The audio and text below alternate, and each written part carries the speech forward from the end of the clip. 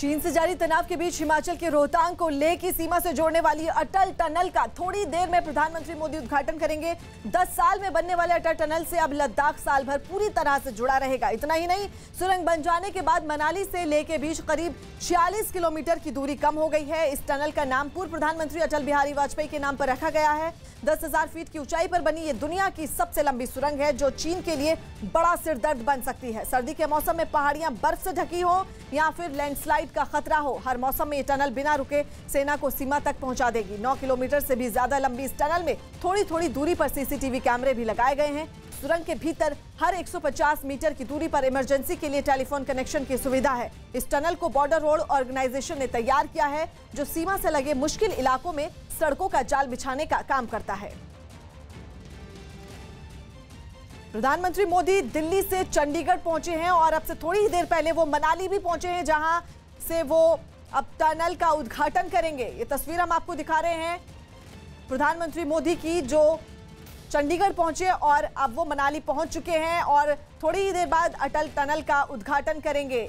और इसके बाद प्रधानमंत्री मोदी एक रैली को भी संबोधित करेंगे। आपको बता दें, आज का दिन बेहद अहम, क्योंकि अटल टनल लोगों के लिए खोल दी जाएगी और इससे काफी फायदा होगा, खासकर भारतीय जवानों को, क्योंकि हर मौसम में इस टनल के जरिए उन तक सारी सुविधाएं आसानी से पहुंचाई जा सकेंगी। आपको बता दें कि हर सुविधा से लैस है टनल, जगह जगह सीसीटीवी कैमरे लगाए गए हैं। 150 मीटर की दूरी पर टेलीफोन सेवा भी उपलब्ध है। ये तमाम खासियत हम आपको बता रहे हैं। 250 मीटर की दूरी पर सीसीटीवी कैमरे लगाए गए हैं और प्रधानमंत्री मोदी अटल टनल का उद्घाटन करेंगे। 10 साल का वक्त लगा इसको बनने में। 2 किलोमीटर पर यू टर्न की सुविधा भी इसमें मौजूद है और एयर क्वालिटी मॉनिटरिंग की सुविधा भी मौजूद है। संदीप हमारे साथ लगातार बने हुए हैं। संदीप, तमाम सुविधाएं इसमें मौजूद है, लेकिन जो सबसे अहम बात यह है कि चीन के लिए कितना बड़ा झटका होगा इस सुरंग का खुलना।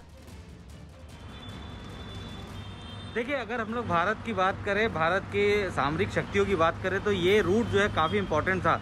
क्योंकि अगर हम लोग बात करते हैं कि लेह तक के कनेक्टिविटी के लिए, तो कनेक्टिविटी अभी तक सिर्फ दो ही जगह से जाती थी। या तो श्रीनगर से होते हुए जोजिला पास क्रॉस करते हुए हम लोग कारगिल और लेह पहुंचते थे, और दूसरा है मनाली से लेकर सीधा लेह तक जाना। क्योंकि ये दोनों रास्ते जो हैं, यहाँ पे बर्फ़बारी बहुत ज़्यादा होती है। बर्फ़बारी के दौरान जो है सर्दियों में ये तकरीबन 4 से 6 महीने बंद रहता है। तो ऐसे में भारतीय सेना को रसद और बाकी साजो सामान पहुंचाने के लिए सिर्फ जो है वो बाय एयर जो है जा सकते थे। लेकिन अब जिस तरीके से ये इस पूरे रूट का पहला पैच है रोहतांग, जो कि अब बन के तैयार हो चुका है, 46 किलोमीटर कम ज़रूर हो जाएगा, लेकिन पर 46 किलोमीटर में 40 ऐसे पॉइंट है जहाँ पे कि एवलॉन्च आते हैं। बहुत ज़्यादा एवलॉन्च पॉइंट एरिया है ये। ऐसे में अगर कोई गाड़ी अगर सर्दियों में इमरजेंसी के लिए लेके भी जानी पड़ती है इस तरफ से, तो वो एवलॉन्च की चपेट में आ सकता है। ये सबसे बड़ा खतरा था। तो इसीलिए अब ये रूट जब तैयार हो गया है, 8.8 किलोमीटर और 9 के आसपास जो है ये पूरा किलोमीटर का लंबा जो है सुरंग है ये, और ये दुनिया की 10,000 फीट की ऊंचाई। और रिफत के पास चलते हैं। रिफत, अभी की अपडेट बताइए। प्रधानमंत्री मोदी चंडीगढ़ पहुंचे, अब वो मनाली पहुंच चुके हैं। कब तक उद्घाटन होगा इस टनल का? देखिए, जिस तरीके से ये टनल की स्ट्रैटेजिक इंपॉर्टेंस है, जिस तरीके से संदीप बता रहे थे कि बहुत अहम है ये टनल, क्योंकि सबसे बड़ी बात ये थी कि लद्दाख का जो रीजन है बहुत बड़ा एरिया है और वो कट ऑफ रहता था। खासतौर से विंटर में 6 महीने कट ऑफ रहता था, क्योंकि जब बर्फबारी होती थी जोजिला टनल पे जो है, जोजिला का जो पूरा एरिया है माउंटेन, वहाँ पे वो पूरा ढका रहता था और उसको क्लियर करने में तकरीबन 5 महीने लगते थे और अप्रैल के बाद ही फिर रास्ता क्लियर हो जाता था। जिस तरीके से चीन और हिंदुस्तान के दरमियान जो तनाव बढ़ गया, खासतौर से LAC पे, उसके बाद ज़रूर ये कंसर्न था कि किस तरीके से ज़्यादा सप्लाईज या वेपनरी, या कभी भी हालात अगर बिगड़ जाते हैं और ट्रूप्स की मोर डिप्लॉयमेंट, या कभी छुट्टी देनी पड़ती है वहाँ से, यहाँ से बाकी आर्मी पर्सनस को शिफ्ट करना पड़ता है, तो काफ़ी मुश्किल आती थी। और ख़ासतौर से ये जो टनल है, अगर ये अब जोड़ती है मनाली के थ्रू लेह को, तो उससे काफ़ी स्ट्रैटेजिक इम्पोर्टेंस जो है इसकी, उससे इंडियन आर्मी को काफ़ी मजबूती होगी और वो कभी भी कोई भी चीज़ फटाफट लेह तक पहुंचा सकते हैं, चाहे वो